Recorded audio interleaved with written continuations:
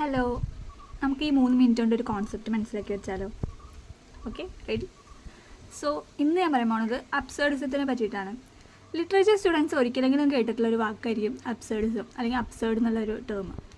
എന്താണെന്ന് ഡീറ്റെയിൽ ആയിട്ട് നോക്കിയാലോ? സോ ഫസ്റ്റ് ഓഫ് ഓൾ, ഈ ഒരു തിയറി അല്ലെങ്കിൽ കോൺസെപ്റ്റ് എന്ന് പറയുന്നത് ഫിലോസഫി റിലേറ്റഡ് ആണ് കേട്ടോ. ഇത് ഫ്രാൻസിലാണ് എമേർജ് ചെയ്തത് ഒരു മിഡ് 20th സെഞ്ച്വറി ഒക്കെ ആയിട്ട്.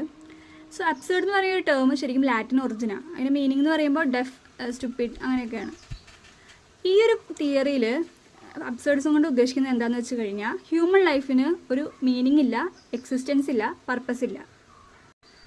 Human searching for meaning in life leads him to an individual struggle in life to find meaning in a meaningless world.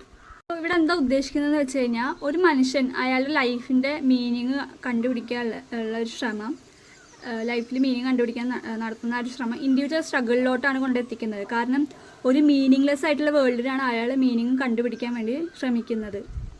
So അതാണ് ഈ തിയറിയിലൂടെ ഉദ്ദേശിക്കുന്നത്. ഏതൊരു തിയറി അല്ലെങ്കിൽ മൂവ്മെൻറ്റ് ഒറിജിനേറ്റ് ചെയ്യാനും അതിനൊരു പെർട്ടിക്കുലർ റീസൺ ഉണ്ടാവും. ഇവിടെ ഈ ഒരു അബ്സേർഡിസം എന്ന് പറഞ്ഞ തിയറി ഒറിജിനേറ്റ് ചെയ്യാനുള്ള മെയിൻ റീസൺ എന്ന് പറഞ്ഞാൽ വേൾഡ് വാർ സെക്കൻഡ് ആണ് എന്ന് പറഞ്ഞാൽ നിങ്ങൾ വിശ്വസിക്കൂ?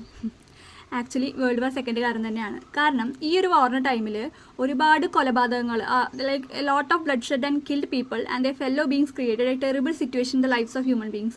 സോ ആ ഒരു വേൾഡ് വാറിൻ്റെ എഫക്റ്റ് ആളുകളിൽ നല്ല രീതിക്ക് ആങ്സൈറ്റി, അവർക്ക് പേടിയാവാൻ തുടങ്ങി. സോ അതൊക്കെ ക്രിയേറ്റ് ചെയ്തു.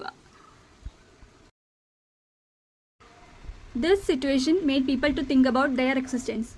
മെയിനായിട്ടും ആ ഒരു കാലഘട്ടത്തിൽ പറയുമ്പോൾ വേൾഡ് വാറിൻ്റെ ടൈമിൽ റിലീജിയസ് ആയിട്ടുള്ള ട്രഡീഷണൽ റിലീജിയസ്, സോഷ്യൽ, പൊളിറ്റിക്കൽ ബിലീഫ്സിൻ്റെ ഒക്കെ ഒരു കൊളാപ്സ് ആയിരുന്നു നടക്കുന്നുണ്ടായിരുന്നു. എല്ലാം തകരാൻ തുടങ്ങി. സോ ഇതൊക്കെ ആളുകൾ കണ്ടപ്പോൾ അവർക്കൊരു ആങ്സൈറ്റി അവരുള്ളിൽ, അവർക്ക് ഭയങ്കര ഡിസില്യൂഷൻഡായി, ഭയങ്കര ഏലിയനേറ്റഡ് ആയിട്ട് അവർക്ക് ഫീൽ ചെയ്യാൻ തുടങ്ങി. കാരണം ഭയങ്കര ടെറിബിൾ ആയിട്ടുള്ള സിറ്റുവേഷൻ ആയിരുന്നു വേൾഡ് വാറിൻ്റെ ടൈമിൽ. പിന്നെ വേൾഡ് വാറിൻ്റെ ഒരു ബ്രൂട്ടാലിറ്റി ഒക്കെ അവരെ നല്ല രീതിയിൽ തളർത്തി. സോ അതുകൊണ്ട് തന്നെ they viewed universe as irrational, illogical and meaningless. So the effect of second world war also reflected in the then literary works. So these are the elements.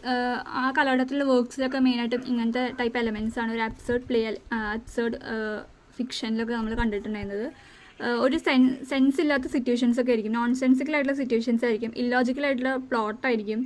Language ഒക്കെ ഭയങ്കര ഫ്രാഗ്മെൻറ്റഡ് ആയിരിക്കും, ഡാർക്ക് ഹ്യൂമർ യൂസ് ചെയ്തിട്ടുണ്ടാവും, disjoint ആയിട്ടുള്ള dialogues ആയിരിക്കും.